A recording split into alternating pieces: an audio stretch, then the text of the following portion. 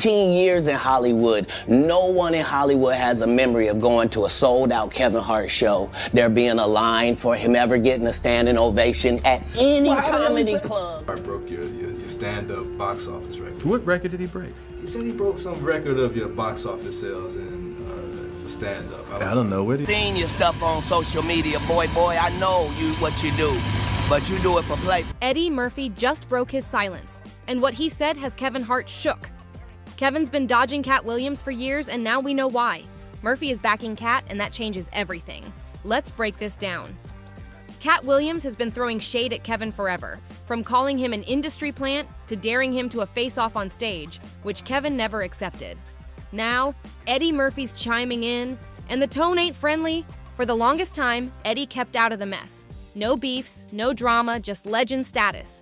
But when asked in a recent interview about Kevin supposedly breaking his stand-up box office record, Eddie didn't hold back. What record did he break? I don't know what he break. Then he reminded everybody that Raw is still the #1 box office comedy concert film of all time, and he hasn't even touched a stage in 27 years. Eddie even joked, "Now I gotta get back on stage because I want that record back, Kevin." Yeah, he smiled, but with Eddie, that smile hides fire. So what's all this got to do with Katt Williams? Everything.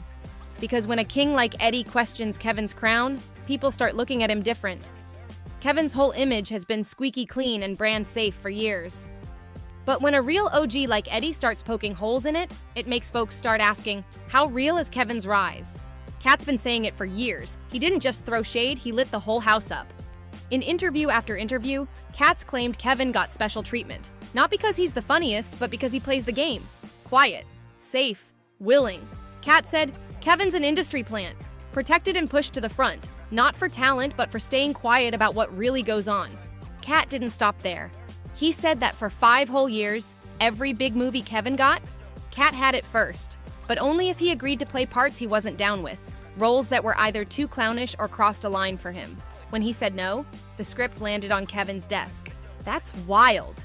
Now you throw in Eddie Murphy, straight up saying Kevin's record never even happened, and suddenly Kevin's career starts looking shaky, like it's built on connections, timing, and silence. Maybe that's why Kevin stays dodging Katt. It ain't fear of the man, it's fear of the truth he knows. Katt's been in the rooms. He's seen the deals. He's turned down what Kevin might have said yes to. This ain't just about numbers or ticket sales, it's about credibility. And in Hollywood, that's everything. And Eddie, he ain't just talking numbers, he's questioning what Kevin's built his image on. When someone like Eddie speaks, people listen. And they start asking the hard stuff, like, how did Kevin really blow up so fast? Who helped him? What went down behind closed doors? And that brings us to a party in Vegas, back in 2010. One Kevin hosted for Diddy. Not just attended, hosted. I didn't have to do it. I definitely didn't have to at the time, Kevin once said about it. At the time, it looked like a typical celeb bash. But now, years later, footage from that night is making people look twice. And it's not a good look. In one clip, Kevin's chilling in a cramped bathroom with a group of bikini-clad women. The lights are low, candles lit, vibe, pure chaos. Then, boom! One of the women's hair catches fire. Kevin just laughs. No concern, no reaction, just laughs and vibes. It's all on camera. Then there's another clip where Kevin warns a camera crew to not film a certain area of the party, where Diddy is sitting. He doesn't say why, but the camera catches a glimpse anyway. And that small moment sparked big questions online. People want to know, why was Kevin deflecting attention from that part of the room? What was really going down? It's not about blaming him for anything illegal, it's about who was there and how comfortable Kevin looked. He wasn't just some random, he was the host, laughing, relaxed, keeping the vibe going, even when it got messy. Why is that relevant now? Because in 2024, federal investigators accused Diddy of running what they called freak-offs, private, exclusive parties with allegations of drugs, exploitation, and more. Multiple lawsuits and testimonies say these events were way darker than anyone knew. Kevin Hart has not been accused of anything illegal, but he was there, on camera, hosting. And when he got asked about it by paparazzi, he didn't deny, he didn't explain, he just dodged. And in the court of public opinion, silence speaks loud. When you're in the footage and you've got nothing to say, people catches on, does he say something? It's not bad luck, it's a strategy.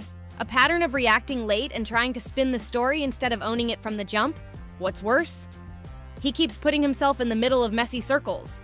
hanging out with power players like Diddy, who's now facing major accusations about what went on at his secretive parties and behind closed doors. Let's make this clear.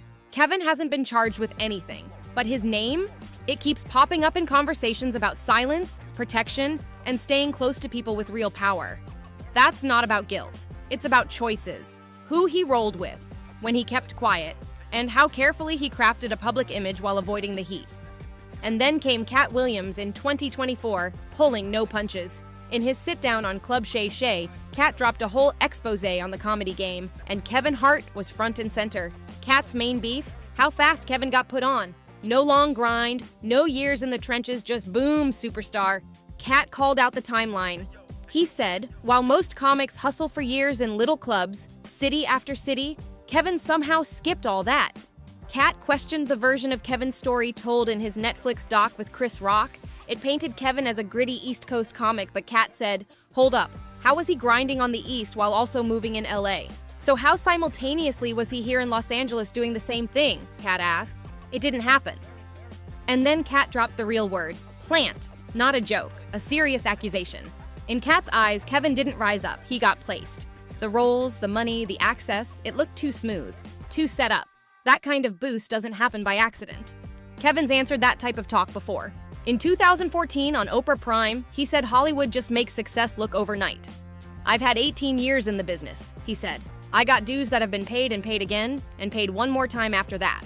He said he studied the greats like Eddie Murphy and Chris Rock, learning from their wins and losses. His house was covered in photos of comedy legends, his daily fuel. My drive is other people's success, he told Oprah. But that's not what Katt was arguing. He wasn't denying Kevin's effort, he was saying, who let Kevin skip the line? Katt kept the fire coming. He said this wasn't just about Kevin, it was about how Hollywood really works. The system's got gatekeepers, and Kevin? According to Katt, he became one of them. To prove it, Katt brought up Kevin's close connection to Tiffany Haddish. Now, everybody knows Tiffany from Girls Trip and Saturday Night Live, but her journey wasn't easy. She's spoken openly about being homeless, living in her car, just trying to survive. In a 2018 Vanity Fair interview, Tiffany said Kevin gave her $300 when he found out she was sleeping in her car. Told her to get a hotel, sit down, write out her goals, and follow a plan. She did just that, and little by little, she started checking off every box. Sounds like a beautiful story, right? But Katt wasn't buying the fairy tale. In a fiery appearance on V103's Frank and Wanda in the Morning, Katt went all in. He asked, is Tiffany Haddish really one of the top comics? She's been doing comedy since she was 16, he said.